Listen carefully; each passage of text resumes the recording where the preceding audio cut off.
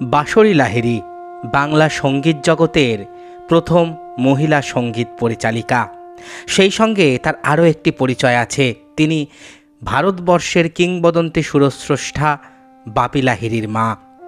আজকের ভিডিওতে আপনাদের বলবো সঙ্গীত শিল্পী বাঁশরী লাহিড়ীর জীবন বৃত্তান্ত। বাঁশরী লাহিড়ীর জন্ম তৎকালীন পূর্ববঙ্গের সিরাজগঞ্জে। তার পিতা ছিলেন ডক্টর অন্নদা গোপাল চক্রবর্তী। তিনিও ছিলেন সঙ্গীতের প্রতি এক বিশেষ দক্ষতা সম্পন্ন ব্যক্তিত্ব। HMVর শিল্পী তালিকাভুক্ত ছিলেন বাঁশরী লাহিড়ীর পিতা। প্রথম দিকে বাঁশরী লাহিড়ী ক্লাসিক্যাল সঙ্গীতের চর্চা শুরু করেন, পরে আধুনিক, ভজন এবং অন্যান্য ধরনের গানও গাইতে থাকেন তিনি। 1947 সালে মেগাফোন কোম্পানি থেকে তার প্রথম রেকর্ড বের হয়। গান দুটির গীতিকার এবং সুরকার ছিলেন যথাক্রমে গৌরীপ্রসন্ন মজুমদার এবং অপরেশ লাহিড়ী। এরপর ধীরে ধীরে গানের জগতে প্রতিষ্ঠা পেতে লাগলেন বাঁশরী লাহিড়ী, যে ব্যাপারে মেগাফোন কোম্পানি ও অপরেশ লাহিড়ীর সক্রিয় ও আন্তরিক ভূমিকা ছিল। মেগাফোনের মালিক খুবই স্নেহ করতেন অপরেশ এবং বাঁশরী জুটিকে। এই রেকর্ড কোম্পানিতেই অপরেশ লাহিড়ীর সঙ্গে পরিচয় হলো বাঁশরী চক্রবর্তীর। সেখান থেকে ঘনিষ্ঠতার ধাপ পেরিয়ে অবশেষে পরিণয়। শিল্পী দম্পতির বিয়ে নিজে উদ্যোগী হয়ে দিয়েছিলেন মেগাফোন কোম্পানির মালিক। অপরেশ লাহিড়ী তো বটেই, বাঁশরী দেবীও অনেক জনপ্রিয় গানের রেকর্ড করেছেন মেগাফোন থেকে। বেসিক গানের পাশাপাশি বাংলা ও হিন্দিতে বেশ কিছু প্লেব্যাকও করেছেন বাঁশরী লাহিড়ী। অপরেশ লাহিড়ী ছাড়াও গেয়েছেন অন্যান্য সুরকারদের সুরে, যার মধ্যে অন্যতম তার নিজের পুত্র বাপ্পি লাহিড়ী। পরের দিকে বাঁশরী লাহিড়ী রাগ প্রধান এবং শাস্ত্রীয় সঙ্গীতের দিকেই ঝুঁকেছিলেন। দেশভাগের কিছু আগে অনেক মানুষের মতোই অপরেশবাবুদের পরিবারও পূর্ববঙ্গের পাবনা থেকে পশ্চিমবঙ্গে আসেন। জলপাইগুড়ি শহরে বেশ কিছুটা সময় কাটে অপরেশ লাহিড়ী এবং বাঁশরী লাহিড়ী জুটির।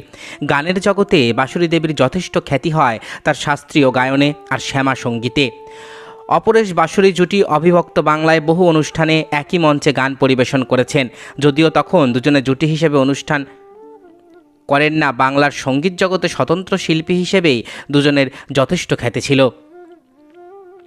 পাবনার ছেলে অপরেশ লাহিড়ী এবং ময়মনসিংহের কন্যা বাঁশরীর ছোটোখাটো অনুষ্ঠান আর গান শেখানো, এই নিয়েই চলছিল তাদের সংসার ধর্ম। সেই গানের অমোঘ আকর্ষণেই অপরেশবাবু সপরিবারে চলে আসেন কলকাতায়। সালটা 1951 নাগাদ। 1947 সালে বাঁশরী লাহিড়ী মেগাফোন কোম্পানিতে যোগদান করেছিলেন। এরপরে কলম্বিয়া রেকর্ড কোম্পানি থেকেও তার রেকর্ড প্রকাশিত হয়।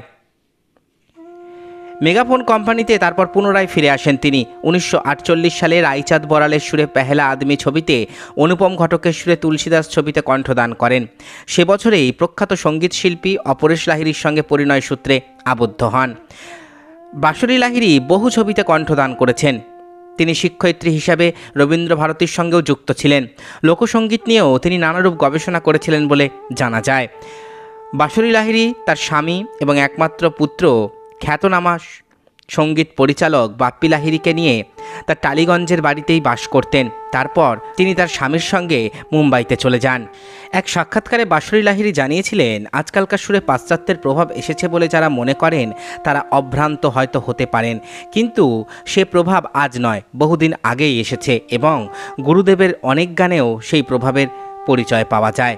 আসলে যেখানকার যা ভালো তাই নিয়ে যদি আমাদের সুরের ভাড়ার পূর্ণ করতে পারি তাতে দোষ কী? অতীত ও বর্তমানের সমালোচনা করে সঙ্গীত সম্বন্ধে যে কথাটা বলেছেন তার সঙ্গে আমি একমত নই। কারণ আগেকার বহু সঙ্গীত যেমন বিস্মৃতির গর্ভে বিলীন হয়ে গেছে, তেমনি ইদানিংকালের বহু গানই জনপ্রিয়তার শীর্ষে উঠেছে। আসলে বাঁশরী লাহিড়ী বলেছেন, সঙ্গীতের উৎকর্ষ বৃদ্ধি লাভ করে পরিচালকের দক্ষতা ও রুচিসম্মত জ্ঞানের ওপর। সঙ্গীত একটি চিত্রে কতটা জনপ্রিয়তা অর্জন করলো সেইটাই বড় জিনিস নয়, আসলে সঙ্গীত সেই চিত্রের কয়েকটি বিশেষ পরিস্থিতিকে দর্শকদের সামনে উপস্থাপিত করতে কতটা সহায়তা করলো সেইটাই বড় জিনিস। এতক্ষণ আপনারা শুনলেন বাংলার বিখ্যাত গায়িকা বাঁশরী লাহিড়ীর জীবন বৃত্তান্ত। আশা করি ভিডিওটি আপনাদের ভালো লেগেছে।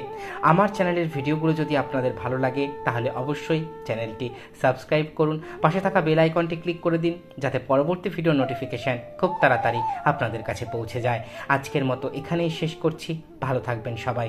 নমস্কার।